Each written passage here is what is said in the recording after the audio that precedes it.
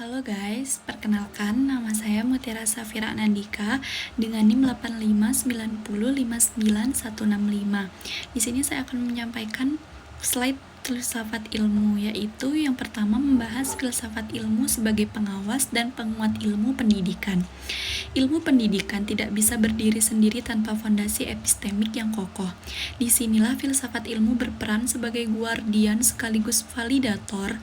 Ia memastikan bahwa ilmu pendidikan memenuhi syarat ilmiah, memiliki landasan ontologis yang jelas, serta mengemban nilai-nilai yang dapat dipertanggungjawabkan secara moral dan sosial.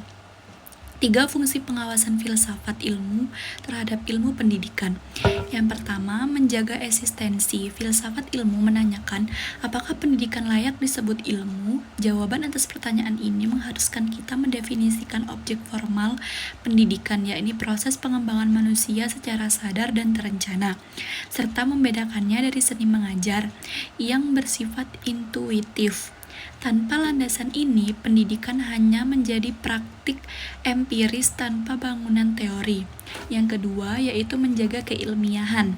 Filsafat ilmu menetapkan standar metodologis bagaimana pengetahuan pendidikan diperoleh, diuji, dan divalidasi. Apakah menggunakan pendekatan positivistik, interpretatif, atau kritis? Tanpa kerangka ini, temuan riset pendidikan bisa jauh ke dalam subjektivisme atau dogmatisme. Yang ketiga, yaitu menjaga nilai. Filsafat ilmu, khususnya dimensi aksiologisnya, mengingatkan bahwa ilmu pendidikan bukan bebas nilai, melainkan syarat nilai. Pertanyaan tentang untuk apa dan untuk siapa pendidikan itu ada harus selalu dikawal secara filosofis agar tidak tereduksi menjadi alat kekuasaan atau komoditas semata. Pembahasan yang kedua yaitu pendidikan bermakna memperkuat perkembangan filsafat ilmu. Hubungan antara filsafat ilmu dan pendidikan bersifat dialektis, bukan satu arah, bukan hanya filsafat yang membentuk pendidikan, tetapi pengalaman pendidikan yang bermakna juga memperkaya dan mendorong perkembangan filsafat ilmu itu sendiri. Praktik pendidikan yang bermakna, misalnya ketika seorang guru menemukan bahwa metode hafalan tidak mampu membangun pemahaman konseptual, memunculkan pertanyaan filosofis yang baru yang mendorong pembaruan epistemologi pendidikan. Misalnya, mengembangkan filsafat pragmatisnya justru dari pengamatannya terhadap praktik pendidikan nyata. Pengalaman kelas yang hidup menjadi laboratorium bagi filsafat. Yang selanjutnya, perkembangan filsafat ilmu. Lebih jauh ketika pendidikan berhasil melahirkan manusia yang berpikir kritis dan reflektif, maka generasi tersebut akan terus mengajukan pertanyaan-pertanyaan epistemik baru.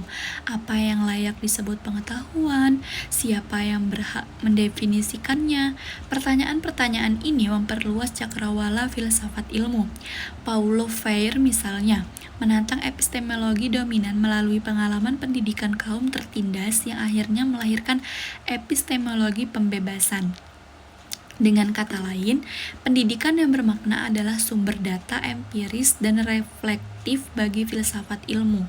Tanpa itu, filsafat ilmu akan menjadi abstraksi yang kering dan terputus dari realitas manusia. Pembahasan yang ketiga yaitu filsafat ilmu sebagai pisau analisis dalam membedah persoalan pendidikan. Metafora pisau analisis sangat tepat.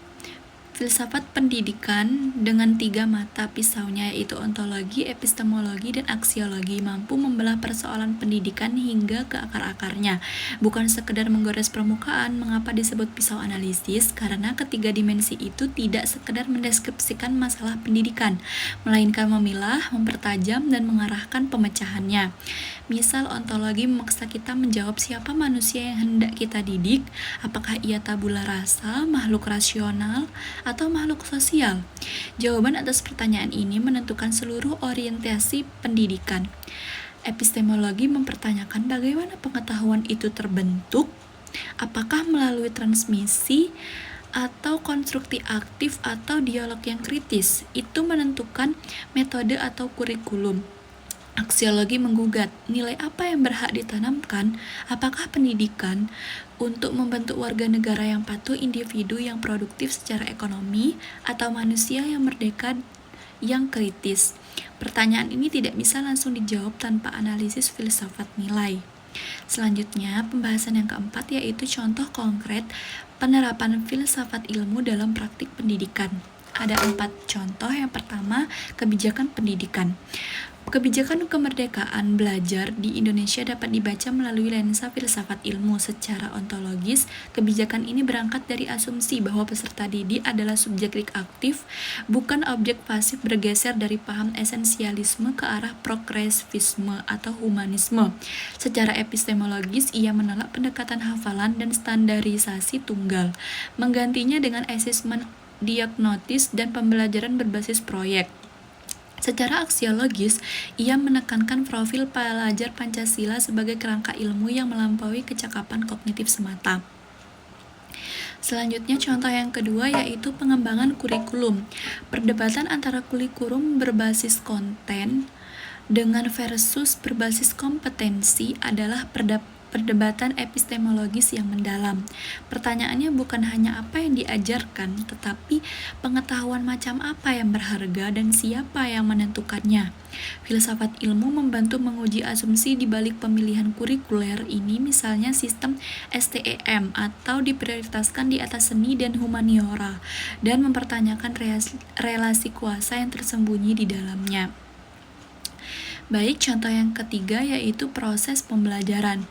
Seorang guru yang menerapkan Socratic questioning alih-alih langsung memberikan jawaban, sedang mempraktikkan epistemologi konstruktivis secara sadar. Ia percaya bahwa pengetahuan tidak ditransfer, melainkan dibangun dengan dialog.